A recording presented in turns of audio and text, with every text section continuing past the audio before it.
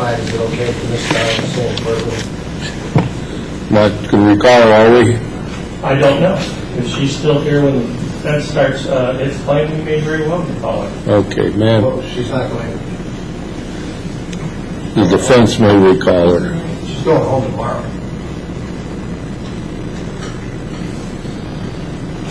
Well, we have to see if she's... Well, you're right. She's not under subpoena.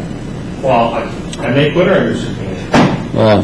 Then you need to step out of the courtroom.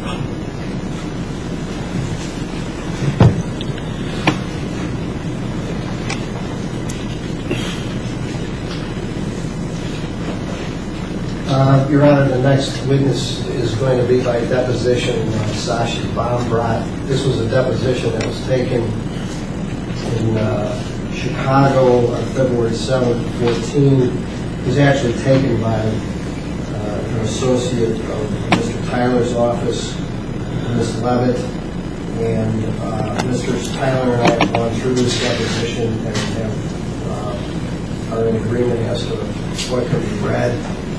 And I'm thinking this,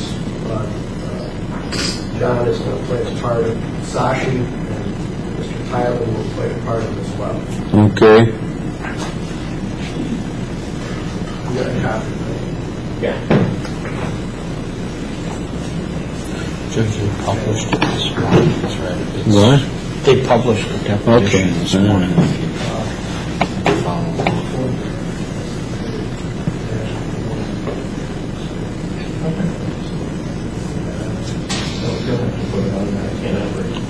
Yamo? Yeah. Yeah. Why don't you show them how to operate the Yamo? General's not there at home. Yeah. She knows how to do the Yamo. What do I have to press up here, Paul? I got it, Judge. You got it? All right. She came in Friday and trained. Okay.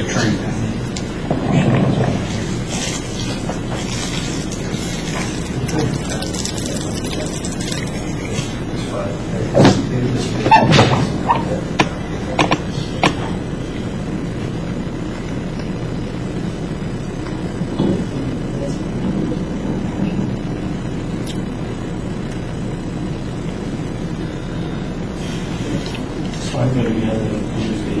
Well, actually, you don't need to run now. I'll just stand here.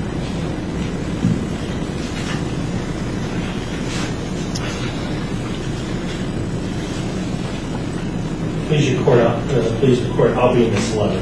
All right.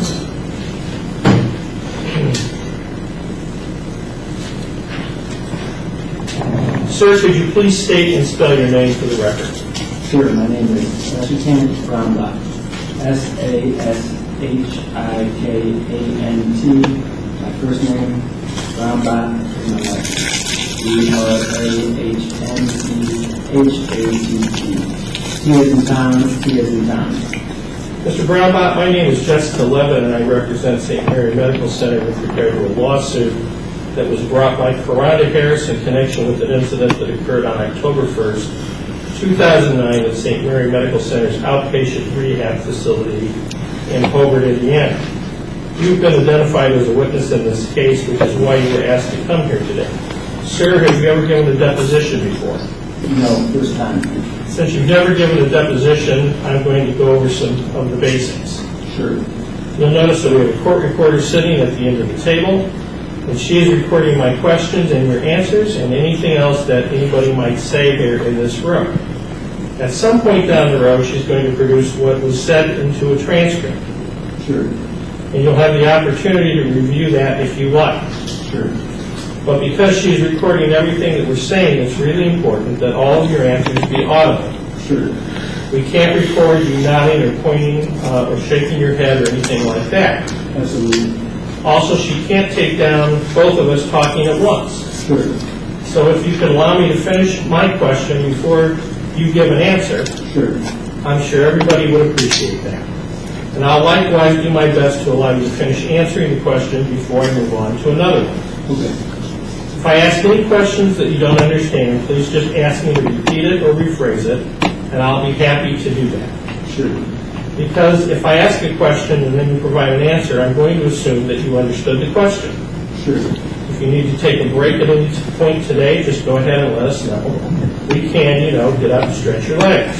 Sure. I'd like to start by getting some background information. What is your current address? My current address is 235 West Van Buren Street, Unit 3210, Chicago, Illinois, 60607. And how long have you lived there? Since May 22nd, 2010. Where did you live before then?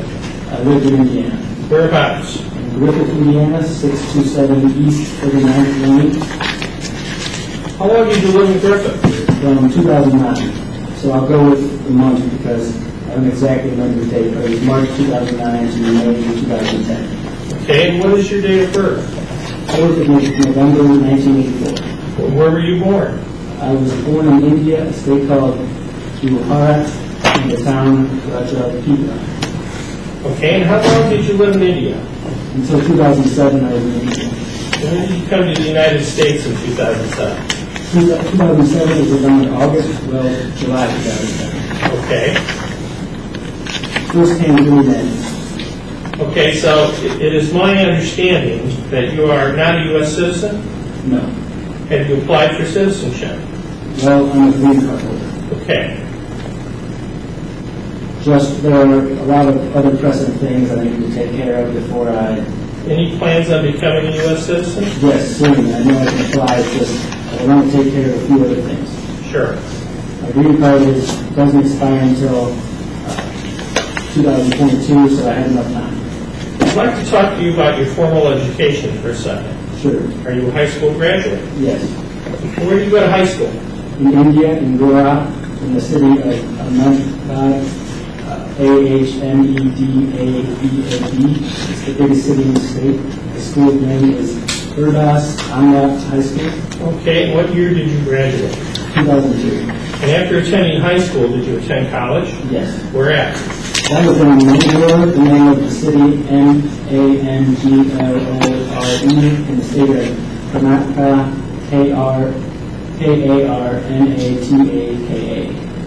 Karnataka. That's where I did my bachelor's in physical therapy, or it's called BPT out there. It's called Bachelor's of Physiotherapy. That was a 4-year program. Started in 2002, ended in January 2007. Okay, and following that, did you receive any postgraduate education? Yes, I went for my master's in physical therapy, MHS, master's in health sciences and physical therapy, which was in Indianapolis at the University of Indianapolis, enrolled August 2007, graduated August 2009. Okay, following receiving your degree in physical therapy, were you required to take National Physical Therapy Board examination? That is right. It's called NPT, National Physical Therapy Examination. That's the board. Okay. I took that in 2008, October 2nd, 2008. Can you tell me a little bit about what the test entails? Basically is wherever students graduate from a graduate level or entry-level physical therapy program, everybody across the nation is supposed to take that test, which is the basic minimum prerequisite for you to get your license in whichever state or jurisdiction in which you wish to practice. And so when you took the test and found out that you had passed on October 2nd, 2008, where were you first licensed to practice? I was first licensed to practice in Michigan. And then did you later obtain any licenses anywhere else? Yes. I thought, when I was applying, I thought I'd go to Michigan, but then I was like, nah, I like Indiana because I was in Indianapolis. So I applied for endorsement of my license from Michigan to Indiana. So does that mean that you weren't required to take another exam to be licensed? No, it was just an application for endorsement because the prerequisites for having a license, most important, was that exam. And both the states had the same requirements, so it was very easy to transfer my license from one state to another. Okay, so there was no actual test that you had to undergo, just more like an application. None. Yeah, just an application that you fill out, and they look at what requirements are.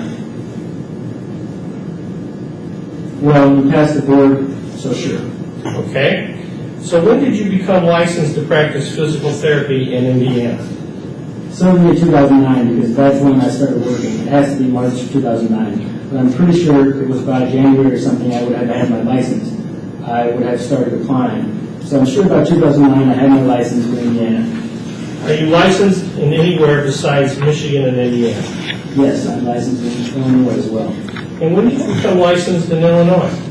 I'm most certain I was licensed in 2010 because I started working at ATI Physical Therapy in about August 2010 is when I'm definitely sure I started working with ATI. Was it the same process, just another endorsement? Yes, it was just an endorsement. Okay. Have you received any other postgraduate degree? Yes, I moved to Chicago. I started working for ATI Physical Therapy. I started attending DePaul University. I went for my MBA at DePaul, and I started that fall of 2011 and graduated September 2015. Was that a full-time program? No, it was an evening part-time program, so I was working full-time and going to school part-time in the evening. Okay, I know we touched on this briefly, but I'd like to talk to you more specifically about your employment history. Sure. After obtaining your master's in physical therapy, I believe you mentioned you started working in Indiana. Where did you first do your working as a physical therapist? I didn't have to wait for my graduation because I passed my boards in 2008. I graduated from my master's program from the University of Indianapolis in August, and I could start working in March. Okay. So I started working in March, and I started working at St. Mary's Outpatient Rehab. And what did your job duties, just generally speaking, as a physical therapist entail? Sure. It would be to perform an evaluation, come up with a plan of care, coordinate the plan of care with the physical therapist assistant or aide that's present, treat the patient, outline their goals, short-term and long-term goals, what they tentatively would be achieving, determine the discharge date, and work with the patient in helping themselves get better. Okay, sir, do you recognize this document? Yes, I do. And what is it? What is that? That is my resume. Does it accurately reflect your educational and employment background? It certainly does. Is it currently up to date? It is maybe the end date should have been sooner at sports and ortho, but yeah, employment otherwise is up to date. Okay, is there anything missing there? No.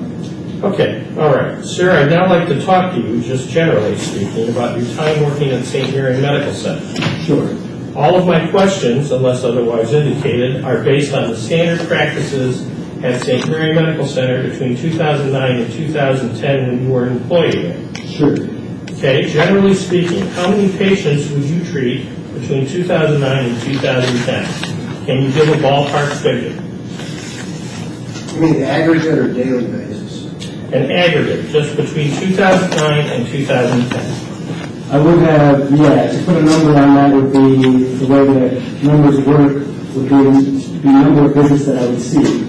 I think I would see usually about 10 to 12 visits for an 8-hour workday. Okay.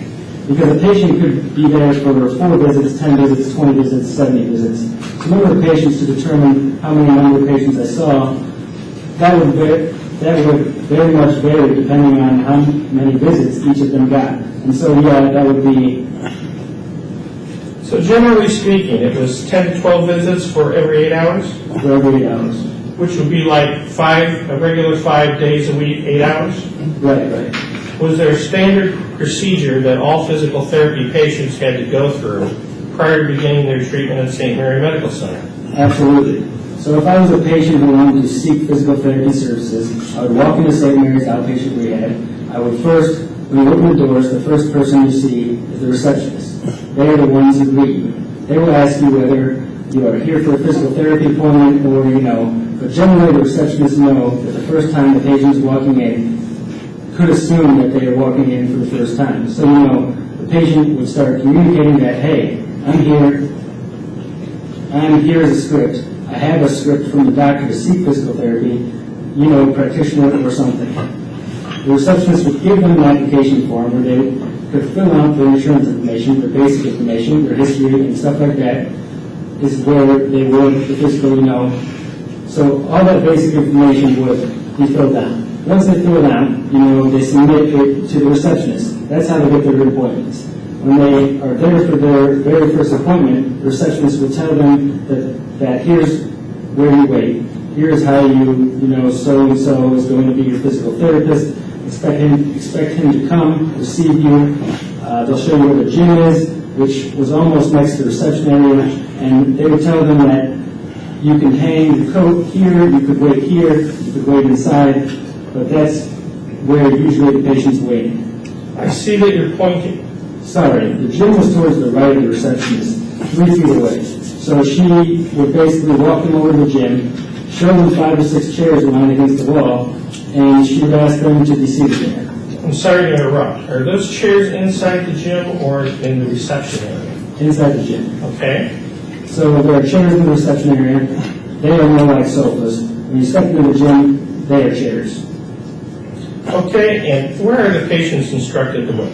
To go sit in the chairs if they are there for their appointment. Okay. In the gym. But if they are just accompanying, they are a family or something, then they will be sitting on the sofa. Okay, so when a patient presents for the first time for physical therapy session, Sure. explain to me the procedure that they would go through. Yes. So the patient at first, You can go ahead and answer. sure, based on the script that the patient submitted up front with the receptionist, the basic information would go down, a folder would have been devised, and the patient would have been given a specific date and a time to come right for the physical therapy evaluation session, which is their first physical therapy session that they would show up at the clinic for. When the patient shows up, they were taken to the gym chairs and asked to be seated there. The receptionist would walk up to me, give me that folder, that here is your next evaluation patient. So I would receive the folder, I would open the folder, I would see that what the diagnoses are, which physician has referred them to us, what is the issue that they're facing, just get a basic background idea as to what it is.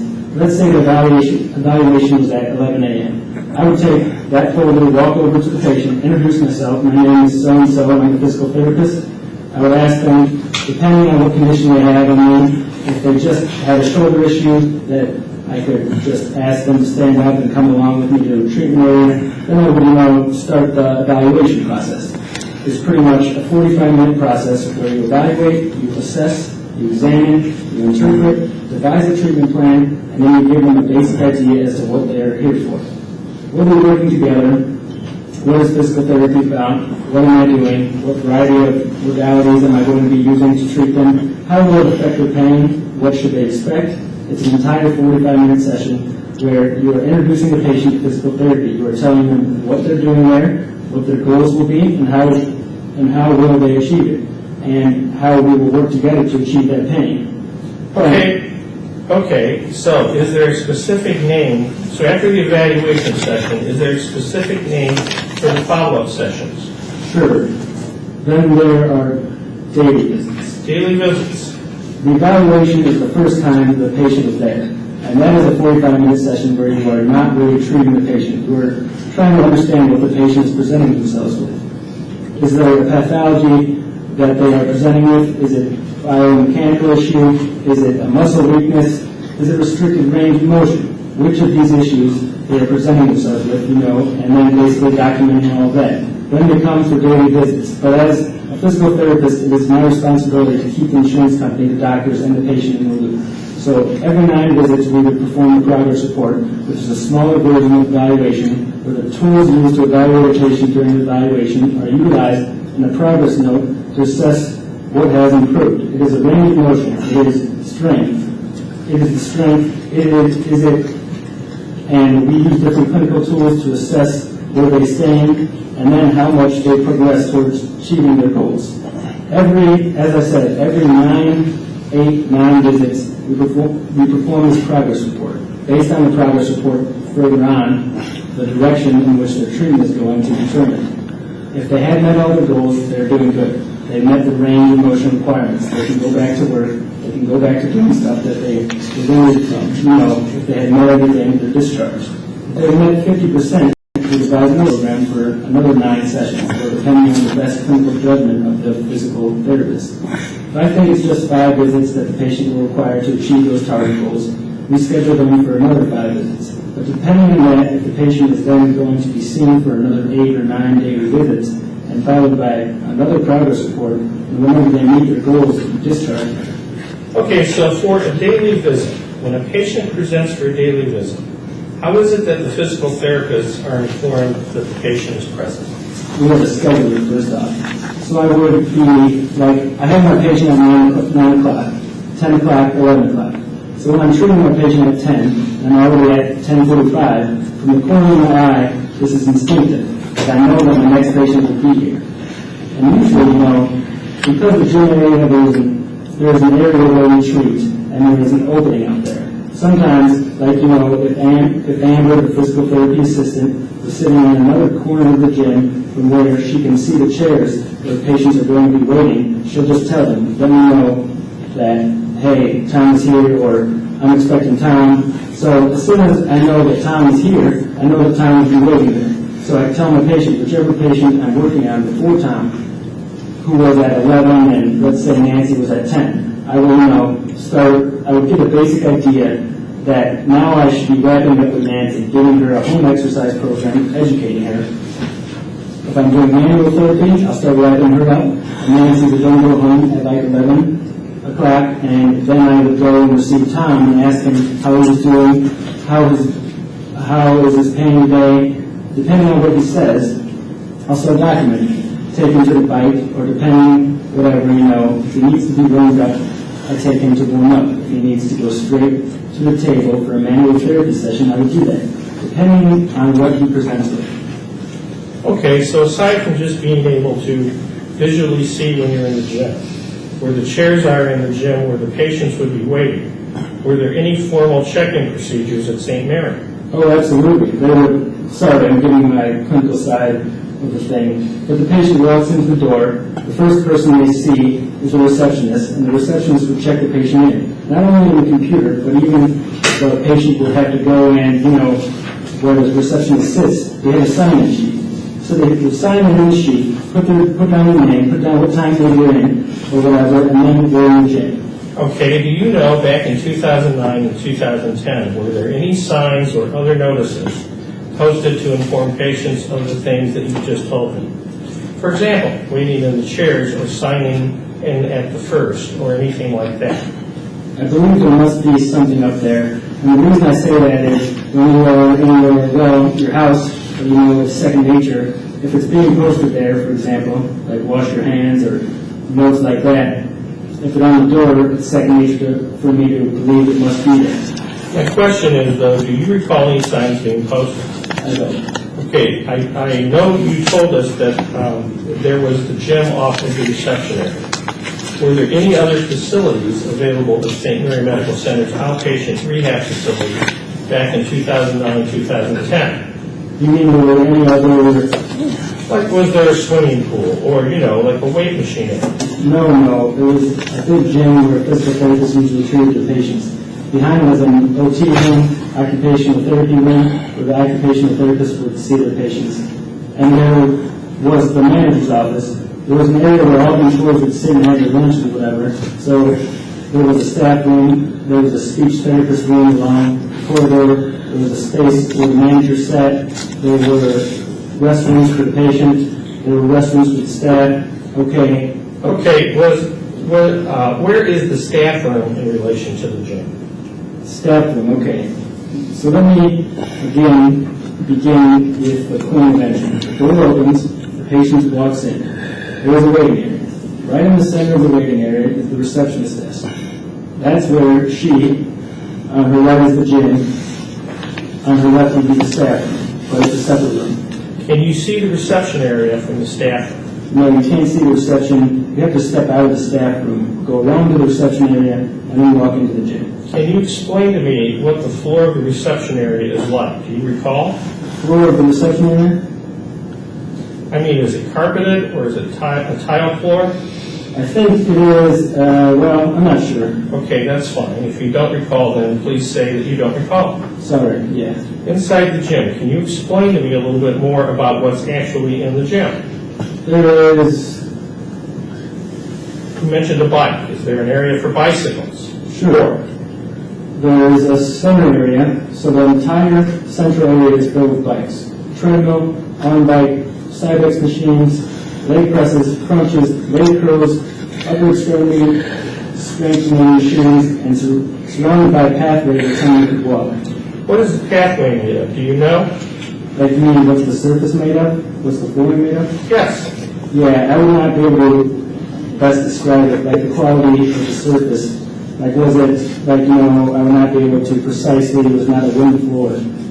Sure, but the type of material, Well, my question is it clearly marked like a pathway? Or it certainly is. do you know if there were any floor mats generally covering the track area? No, the floor mats aren't covering the track area. Do you know if they are ever covering the track area? The track area will not be covered by floor mats. Is there any areas of the facility that would be covered by floor mats? I guess when the patient first walks in, there are two doors. So the first door, that there would be a mat, and then they would walk into the reception area. But for me to precisely pinpoint that there was something out there on the floor on that particular day, I have no recollection. I'm just asking in general, not about the particular day, just in general. Sure. Okay, so as I mentioned earlier, you've been identified as a witness in this case involving Mrs. Harris. Are you familiar with the plaintiff, Karanda Harris? Absolutely. And how do you know her? She was a patient, and she is not primarily my patient. When I say primarily my patient, is if I evaluate an individual, that individual is usually on my caseload. And then obviously, depending on when, whose file opens up, that patient would be treated by a physical therapist assistant or something like that. But if I do not evaluate the patient, I would just know them because they were coming to the clinic, and I would have treated her once or twice, depending on how the schedule was. Or if, say, the primary physical therapist who evaluated the patient, say Tina, was not in the office, and if Karanda had scheduled her appointment, then I maybe would have seen her. But she was not my, from the standpoint primarily, she was Tina's patient, from what I understand, and not my patient. Okay, so as we sit here today, do you have an independent recollection of Mrs. Harris? Yes. Without having looked at the medical records, do you remember this patient? Sure. Okay, what do you remember about her? I can recollect the diagnosis. It was a hemipelvectomy, if I'm not mistaken, but she was a patient who was often seen by Tracy Goen. She was a physical therapist assistant there. Tracy would see her, and also saw her on occasions. She was a patient who would usually be accompanied by a family member, but not always. She was a patient who, when I first started working there, I think she was walking in with a walker. And it's your responsibility because you have to create an ambulance in the physical therapy clinic. So you would, even if she's not my patient, I would mostly know all the patients that are in the clinic because a physical therapist assistant would run a question by you that, hey, that so-and-so patient, what else can I work on, like manual therapy, whatever else I can do. But I really remember Karanda specifically because of the fact that, in each individual, obviously we're talking specifically about patients who are, some patients are naturally, each individual has his personality. I remember Karanda because I walked and see her, crying. She was in a lot of pain, emotionally burdened by the condition that she was diagnosed with. It's a very tough condition. I believe she also had cancer, So as a patient, she was struggling with a lot of things. So it was obviously emotionally burdening. So I do remember that because, she would often break down during the therapy sessions. She would cry. So even if she's not my patient, when you're looking around the gym and if you do see somebody in pain or something like that, it catches your eye. Okay, would you describe her as a compliant patient? Again, because she was not always seen by me, I'm sure there are people who can better answer that because there are people who saw her more often than I did. Okay, I'm going to go ahead and mark this for an exhibit, the physical therapy records. Sir, I'm handing you what has been marked as Exhibit B. I'm going to represent to you that these are Ms. Harris' physical therapy records. Okay. For her time at St. Mary Medical Center. Can you do me a favor and look through those and tell me if you recognize those documents? Sir, after having reviewed the medical records in the case of Mrs. Harris' physical therapy sessions, can you tell from those records how many times you treated the patient or evaluated them? I just evaluated her once. And, and on what date? It's called a reevaluation, a re-eval. Okay. Because the evaluation is the very first visit, and then every 8th visit, when you reevaluate them, it's just like comparing face to face. Okay, so can you tell me the date that you reevaluated Mrs. Harris?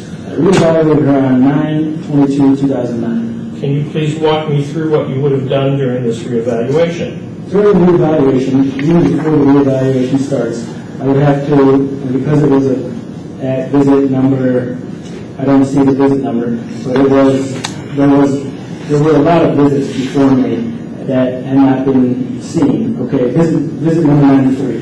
The patient was possibly first evaluated by, I'm trying to see, I was not the first individual who evaluated her. I was just performing a reevaluation on the 93rd visit on September 22nd, 2009. So I'm trying to see who was the first. I don't know if it was Tina who first evaluated her or if it was somebody else, but anyways, I reevaluated her on September 22nd, 2009. And I'm sorry, what was the question? Yes, my question was, can you walk me through what you would have done during the reevaluation? Sure. I would have seen how, when she was first evaluated, what was the condition, then how she has been progressing over all of these visits. And I would have talked to the physical therapist assistant and the PT who originally evaluated her. I would have gotten an idea as to what she began with, where she is, how she is progressing, spoken with the physical therapy assistants as to see how she was doing, and then I would look at the notes, and that would give me a fair idea of what the baseline is and how she has progressed when she would come in. I would tell her what I'm going to be doing on that particular day. I'm going to be doing a reevaluation just to see where you stand, how you progressed. How can we change your plan of care so that we can best treat and whatever is in your best interest. So that's what I would do. I would measure her strength, I would check her gait, I would evaluate her posture. There are tons of other tests that you do, like strength, range of motion, gait, stuff that I mentioned, so balance. Are those tests and other tests that you just referenced, are those listed in your assessment notes? So posture is mentioned, the gait is mentioned, the patient reports is mentioned, the manual muscle test for strength is mentioned, for the lower extremity, the goals are mentioned, impression is mentioned, recommendation is mentioned.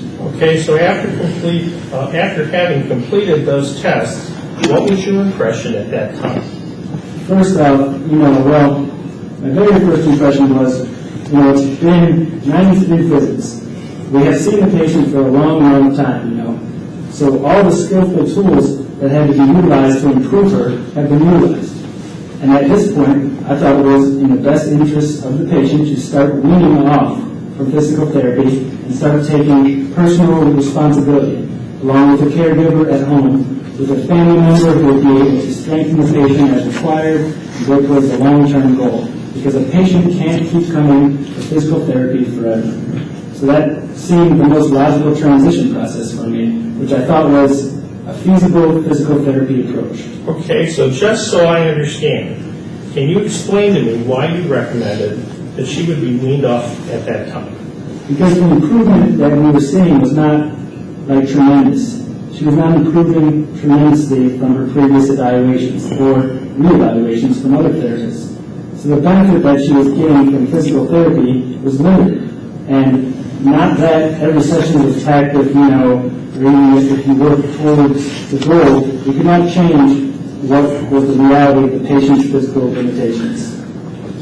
She would be best treated if, we walk, give her the right tools, and she performed those exercises at home to continue improving her strength and move towards the goal of becoming as independent as possible and be able to perform her activities of daily living to the best of her abilities. Okay, so what was your recommendation after having made that assessment at that time? I think I recommended her that we could wean her off, and in a way that, because she was consistently being seen with physical therapy, we could not, immediately terminate it, but then she would not have the tools that she would use at home to continue progressing. So what I thought was in her best interest was to be seen once every week for 3 weeks, and then once every 2 weeks for the following 6 weeks.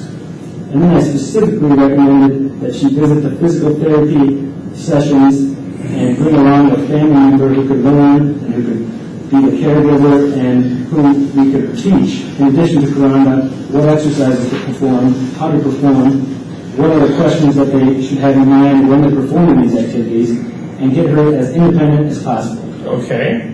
And wean her off so that she doesn't feel like she is completely cut off. And then she would struggle.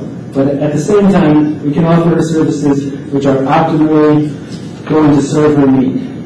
Okay, so according to your charter, you indicate, quote, she's going to be weaned off physical therapy with appropriate education, home exercise, and a family member shall be present throughout the treatment. Is that correct? True.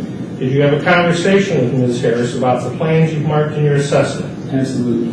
When was that conversation taking place? At the end of the eval. Or even, as I work at the end of performing all the tests and in light of the previous evals and the previous daily notes and having seen her at times, and then towards the end of that reevaluation, I would communicate my impressions to her. Do you specifically remember having a conversation with Ms. Harris about your impression and recommendations on September 22nd of 2009? Absolutely. Do you remember how long you spoke with her? It was a long eval because I knew that she was, I couldn't remember, in your career you don't have a lot of patients who what I mean. There are a lot of patients who are in pain. But, as soon as I told her we were thinking of weaning the program off, she was teary-eyed. You have to give her water, you have to comfort her, be compassionate. Okay, So yes, I remember communicating that, and yes, I remember her feeling kind of, I think my specific question was, do you remember how long you spoke with her about her assessment? I can't recollect how many minutes did I spend. Okay. But I'm pretty certain my usual practice is if somebody's that situation, I would at least talk to them for 10 minutes. Okay. About just the education process itself would be at least 10, 15 minutes. The evaluation could be a 45-minute session.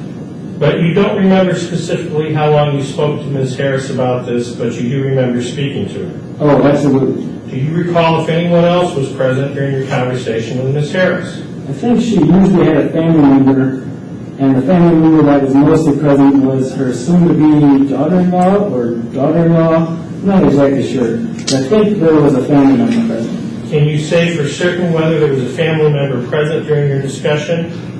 Yeah, I wouldn't be able to exactly recollect, but I'm 90% certain that there was somebody present there.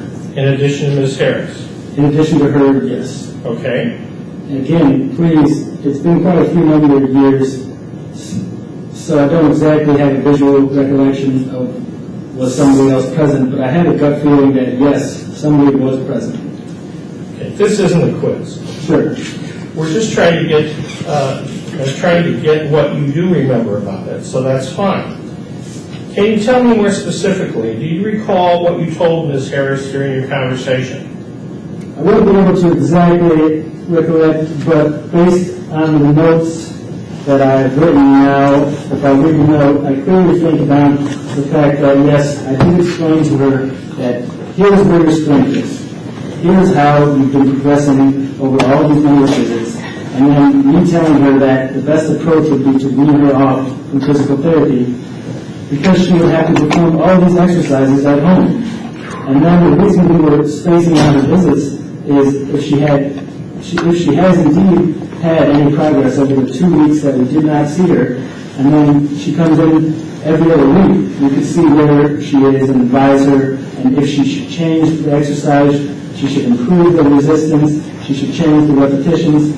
But yes, I did explain all of this to her. So would you have explained to her that she needed to have a family member present? Absolutely. Do you recall telling her that she needed to have a family member present? Yes. Okay. So your recommendation, and I'm reading this from the chart, it says, quote, in order for the patient to manage her condition and get more independent, she's going to be weaned off physical therapy with appropriate education of home exercise, and a family member shall be present throughout the treatment. What did you mean by, quote, a family member shall be present throughout the treatment? So usually the standard practice is that, you treat the patient and the family member, whoever, waits. But especially in a chronic condition like this, where we have seen the patient for a very long time, for very long, and we need to partner with a family member who could be a caregiver and a long-term assistance when the patient is discharged and going to be working at home. So it's in the best interest for us to even show a family member how they should be performing exercise and stuff like that. Okay, my question is a little bit more specific than that. It's when you write, quote, a family member shall be present throughout treatment. What did you specifically mean by that in conveying that in your notes? I meant that I'm recommending that a family member always be present for each session from this reeval onwards. Okay, thank you.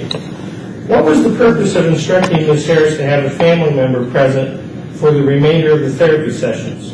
So that when she is working out at home, if she has a family member who has learned how to transfer the patient, how to perform the exercises, the patient, the family member could just be present there for moral support, for counting repetitions that she's doing. That would tremendously help the patient in improving her strength and just upkeeping with the program. Because a lot of times it so happens that, if this plan is not being devised and the patient loses motivation, they will not perform the exercise and lose everything that they have gained so far. So it's in the best interest for us to bring in a partner, family member, into the process who can learn whatever needs to be done and not perform anything manually, but at least know what the process is. What is it designed to do, and how will it help their loved ones? Okay, how would the family member being present help them learn what it is they need to do? So if I'm treating Karanda, if I'm showing her, let's say, quadriceps strengthening, the family member is present there. He's seeing that how the patient is seated. Is her posture correctly? If she's seated properly, if she's supported properly, if she's doing the exercise correctly. She's not leaning back, which in our terminology we call a compensatory movement, where you're just compensating to perform an activity. So she would just be there to understand how it is correctly performed. Because as a patient, you will not know how you are trying to compensate a particular activity just to make yourself feel better. But if you have a third eye who has a similarly, vested interest in you getting better, but at the same time also can see that you are not performing the exercise correctly. Would another reason to have a family member present be for patient safety? Yes. It's not the best way to answer that.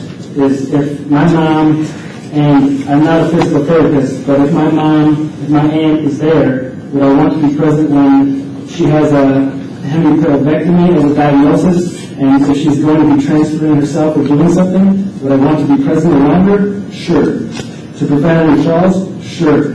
Technically, the way is she trained as a physical therapist? No. But being present around, would that help the patient feel that she's morally supported? And, sometimes the patient does not want to stand up just because she's very afraid that she might fall. So if I had a family member standing right next to me, would I feel comfortable performing that activity, thinking that, hey, if something happens, she's there to grab me? Sure. Okay, aside from... At home? Right. Aside from what you've already told me, is there anything else you remember telling Ms. Harris during your conversation on September 22nd, 2009? I don't remember anything else other than that. Okay, do you recall if Ms. Harris voiced her understanding to your instructions provided during your discussion? I believe she didn't. Do you know for sure she did? Yes, because, when you communicate, you wait for verbal cues or head nodding, and I'm certain that she said, no, I understand, and we'll work together to make this happen. Okay. Did she voice her understanding that she needed to have a family member present throughout the remainder of her therapy sessions at St. Mary Medical Center? I believe she did. Do you know for sure she did? I think she did. Sir, are you aware that Ms. Harris was involved in an accident on October 1st, 2009 at St. Mary Medical Center's outpatient rehabilitation facility? Yes, I was aware that she had fallen. Okay, how do you know this? I clearly remember that day because I was seated in the staff room. I was done with my lunch, but I still had 15 minutes to go before my next patient was to arrive. So I was sitting in the staff room and I heard a scream. So second nature was to, and along with me, I think there were two or three other people who rushed to see what had happened. And when we entered the gym, we saw Karana on the ground, and she was in a lot of pain. She was crying, and yes, I saw that. Okay, do you remember about what time that happened? No, I don't exactly remember the time. Well, you said you had 15 minutes to go until your next patient was to arrive. Do you remember when they were supposed to arrive? They usually begin, so I think maybe, let's say my break was from 12 to 1, which was usually the schedule. It was around 12:45-ish. So do you know what time Ms. Harris fell? No. Could you say it was after lunch or before lunch? It was during the lunch hour that she had fallen. And by lunch hour, you mean? If my lunch hour was from 12 to 1, it was before the lunch hour was about to end. Did your lunch hours in 2009 or 2010 ever change, or were they always from 12 to 1? It was usually always a given time. Okay, you mentioned that 2 or 3 other people were seated in the staff room with you. Do you know who they were? I don't exactly remember. Can you tell if they were male or female? Don't remember. Okay? It has to be female because most of my teammates are female, Amber, Tracy, everybody, they're all females. Okay. So most probable thing, there has to be female. Okay. So you did not actually witness the fall, is that correct? Yes, that's correct. Are you aware if there were any witnesses to the fall? I don't believe there were any witnesses. Sir, had you ever personally observed Ms. Harris walking alone on the track at St. Mary Medical Center prior to October 1st, 2009? I don't remember. So, if you had seen her walking alone prior to October 1st, 2009, what would you have done? Certainly would have asked her to be seated until someone was there around her. And what would you have expected the other physical therapists or PTAs to have done? Everybody would have done the same. Have you ever personally observed Ms. Harris begin therapy without waiting for a trainer to instruct her that she needed to begin prior to October 1st, 2009? Don't remember. Are you aware of whether any other physical therapist had ever had seen her begin therapy without waiting for the instruction of a physical therapist prior to October 1st, 2009? I couldn't recollect with 100% confidence, and so I'm going to say I don't remember. That's fine. If you don't remember, that's fine. If you had seen her begin therapy without waiting for instruction from a therapist that she was to begin, what would you have done? If I would have seen her walking, did you say? If you had seen her begin therapy without the assistance of an instructor, what would you have done? I would have asked her, I would have first dropped whatever I was doing. I would have gone to her so that I can help her from wherever she was back to the chair, and then instructed her that whenever you are here, you should always wait for someone to be with you, because her condition was such. Okay, sir, are you aware what time Ms. Harris arrived at St. Mary Medical Center on October 1st, 2009? I don't remember, but it was during the lunch hour, because I clearly don't remember. I don't remember her walking into the gym. The only time I remember that she was on the facility was when I ran out to see who it was that was in pain or crying. And that's when I saw Karana on the ground. And were you ever informed by any other physical therapists or PTAs that Ms. Harris was, or the receptionist, that Ms. Harris was present on October 1st of 2009? I don't remember. Okay, I have no further questions. I have just a few. Sure. According to your testimony in the note, which actually is part of Exhibit B, these pages are numbered, so that the note from the evaluation you did would start on page 172 of Exhibit B, correct? Okay, yes. Yes? Yes. And then it ends on page 175. I personally have not gone through all these pages, so I would believe that, sure. My note starts on 172 and ends on 175. Right, that's for 9/22/09, the evaluation date. That's right. Right, and you went through the records, Exhibit B, and the only ones that you see from all the visits that she had authored where you had dealt directly with the patient was that one time, correct? That's correct. And according to the note for the visit on September 22nd, 09, she was seen 93 times. That's correct. Well, look at page 172 where it talks about Yeah, I'm with you. she was seen 93 times. That's right. And no shows, cancellations, 0 at the end of the last paragraph. I see that it says no shows or cancellations are at 0, but that depends on how the system.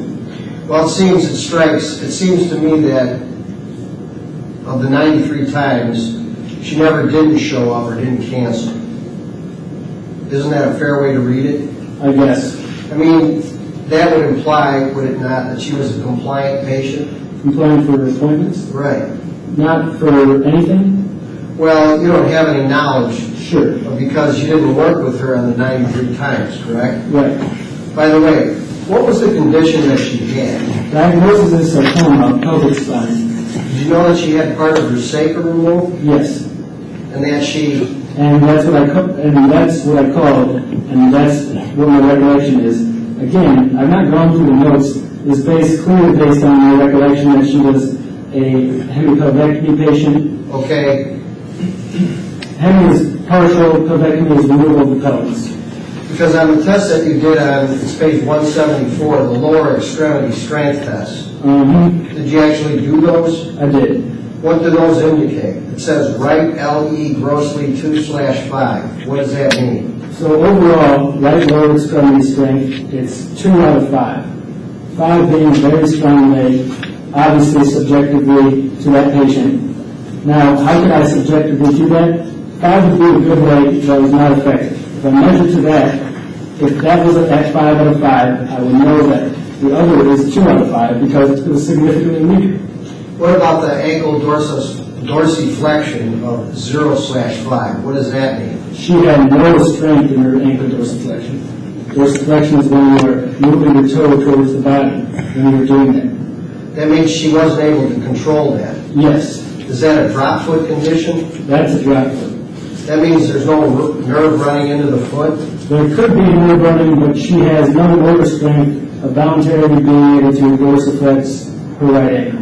Right, and I think you said that given her condition, would it be that you, as a physical therapist, would it be your opinion that the standard of care with respect to Karanda, when she was at physical therapy walking the track, that she be accompanied by a physical therapist or a physical therapist assistant?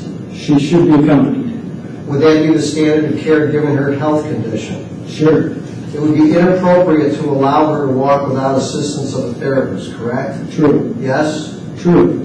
The family involvement that you wanted. You said that you had wanted a family member to come to physical therapy sessions, the future physical therapy sessions. Is it true that the reason you wanted that was to educate the family person? Correct. So that she could do exercises at home, and the family member would be there to help her with those exercises. True. Because the person had learned it at physical therapy. Right. That family member being there, the purpose was not to aid her in terms of such things as walking or doing her exercises. You are the therapist, or whoever was the therapist. That they would be doing that, correct? They would be doing that, but in the case where, it's almost been close to 100 visits now, and again, if a family member walks with her, I don't see any harm in it. Okay, but the person with the primary responsibility for doing that while she was at St. Mary's walking is the therapist, correct? Therapist, therapy assistant, whoever is seeing the patient on that day. All right, I think you were asked a question about floor mats on the track. Is it your testimony that you were unaware that there were floor mats on the walking track itself? Those are two different things. When she asked me if there was anything on the walking track, Yes? the area that has already been marked down as a walking track, Okay, so do you not believe, I take it by that statement, that it would be a good idea to have anything on the walking track? yes, unless you were training someone specifically. But in this case, there shouldn't be anything on the walking track. Because that could pose a hazard to the patient, correct? This patient, if somebody else is being trained to overcome obstacles and things like that, then we would use something on the walking track. Okay, but this particular patient, being Karanda Harris, it would not be wise to have anything on the walking track as she traversed the track, correct?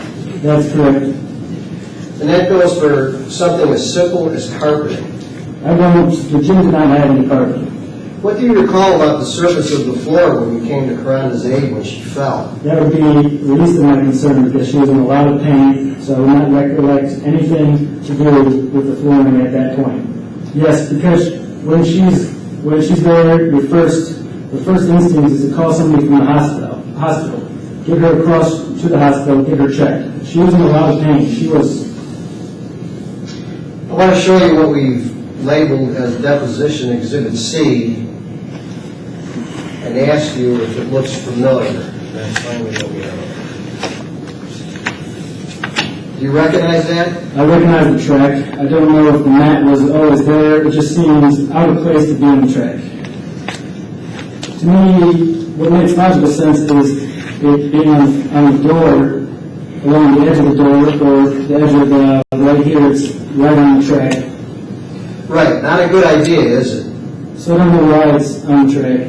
Would you agree that it's not a very good, safe place to put that rug that's shown in Exhibit B or C? Where it is? Yes. Sure, yeah. It shouldn't be right in the middle. Okay. The way it is here, And looks like it's some type of mat that, yes. won't it make logical sense to actually have it on the other side of the door?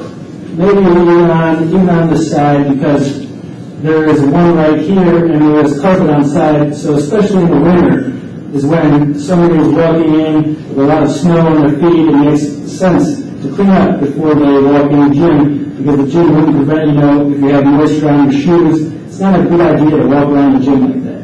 Right. So it makes sense to have here.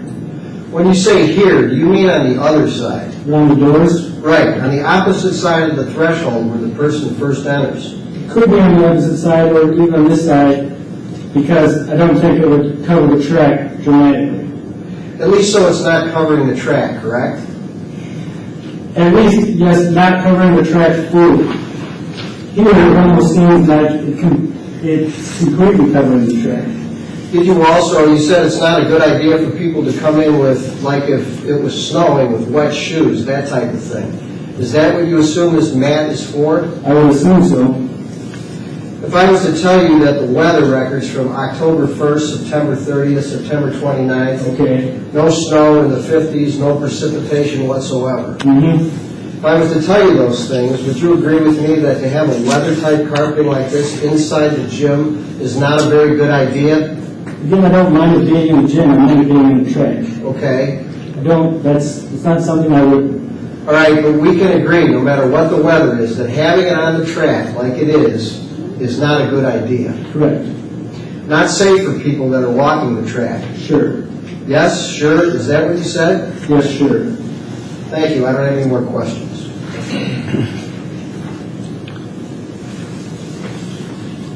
Ms. Levin, if I could again direct your attention to Exhibit B, start with page 24, can you tell me what that note shows? You're right, when I was flipping through, I did see a couple of these.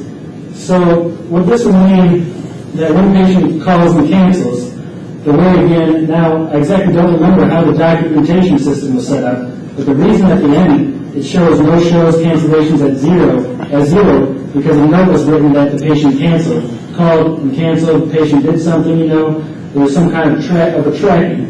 And that's why it said zero. But I did see while flipping through, a couple of cancellations and no-shows. Okay. And for some reason, 93, I would assume there are... Okay, so on page 24, the date of service, 10/29/2008, would you agree that the patient canceled the appointment? I would agree. The record reflects that the patient canceled the appointment of 10/29/08. I would agree that patient canceled. And then flipping to page 29, the date of service, 11/13/2008. Yes, Would you agree the record reflects that the patient was a no-show for today's scheduled appointment? I agree with you, correct. Okay, and then again on 11/19/2008, page 31, it says patient is a no-show for today's scheduled appointment. I agree. Is that correct? That's right. And then flipping to page 38, it says date of service 12/11/2008, patient canceled today's scheduled appointment due to wrong appointment time. Is that correct? That's correct. And then on date of service 12/17/08, page 40, the note reflects that the patient canceled today's scheduled appointment due to feeling ill. Is that correct? Correct. Then, the date of service, 12/18/2008, page 41. The record reflects that the patient canceled today's scheduled appointment. Is that correct? That's correct. Flipping to page 43, date of service 1/13/2009. The record reflects that the patient canceled today's scheduled appointment, correct? Correct. Next page, page 44, date of service 1/15/2009. The record reflects that the patient canceled today's scheduled appointment. Is that correct? That's correct. Page 45, date of service 1/19/2009. The patient canceled today's scheduled appointment. Is that correct? That's correct. Next, page 52, 2/4/2009. Patient canceled today's scheduled appointment. Is that correct? That's correct.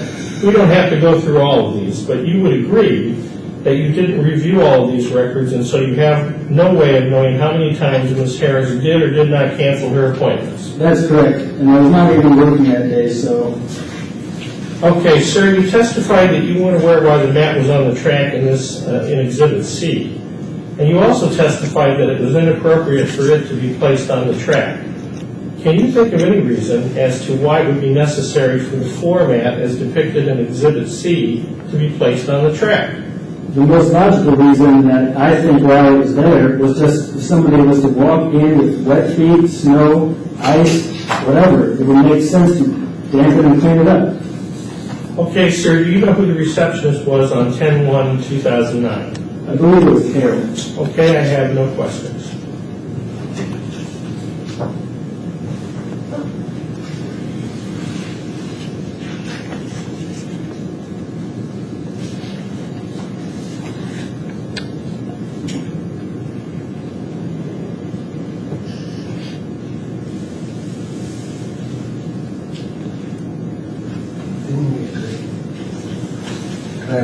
Yes.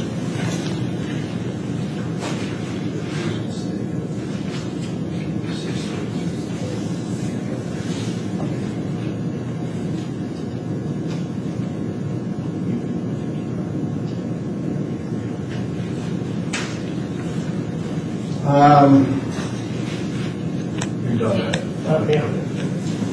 Yeah. So my question is, we're at page 75, line 16. So my question was a little bit more specific. Is there any reason why it would be necessary for that mat to be placed over the track as it's depicted in Exhibit C? I'm reading it? Yes. Okay. No?